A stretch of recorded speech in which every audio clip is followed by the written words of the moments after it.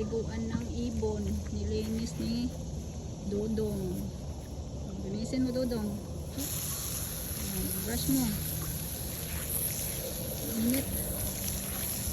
Diyan ang aming garden.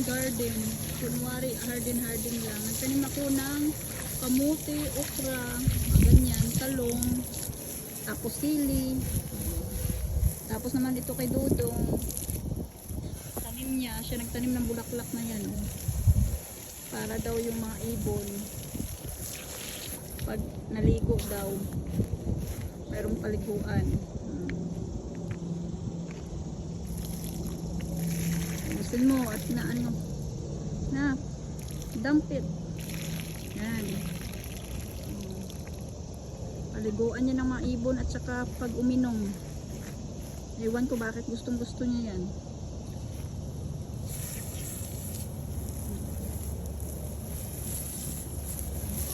Yan, papaligo. Diyan lang. Kasi sabi niya pag nauhaw daw yung ibon, at least diyan daw iinom. Tsaka maligo.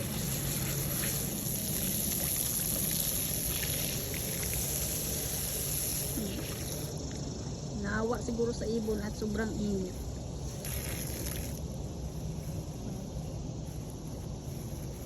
Na. Tapos na ako magdilig. Sana mamunga tong pakwan namin ba. Pero yung aming bell pepper, mayroon na siyang bunga, oh. Mayroon ng bunga yung bell pepper namin. Tapos itong pakwan, oh, 'di ba may pakwan din 'yan, oh. Yan. May papaya. Nilagay ko na lang ang papaya sa loob din kasi kakainin din ng deer yung talbos niya ba. Na tapos na si Dodong. Pasok na kami, sobrang init, grabe. Ay, natumba naman itong si Bird. Bird ba yan? Dito kami sa bahay ng biyanan ko. Uwi na rin kami. Come on, kuya, hurry up. Do you want me to bring this one? Yeah.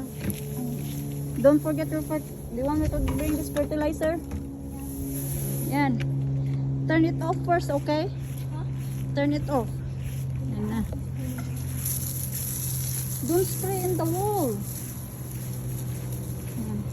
Tapos na. Okay, bro, that's enough. Yan na. Uwi din kami kasi pumunta lang ako diyan sa biyanan ko para magtanim ng aking gulay. Kasi dun sa amin bawal kasi nasa tabi kami ng lake, hindi pwedeng magtanim. Kaya dito ako sa kanila nagtanim. Para mayroon kahit okra o talong, mayroon man lang ako maulam kaysa bibili pa ako. At saka yung mga bata gusto rin nila mag-garden. Ay, init. Yan. Saan ko ba itong lagay? Saan niya ba nilalagay ito? Yan ang ano. Saan ko lagay? Init. Uwi na kami.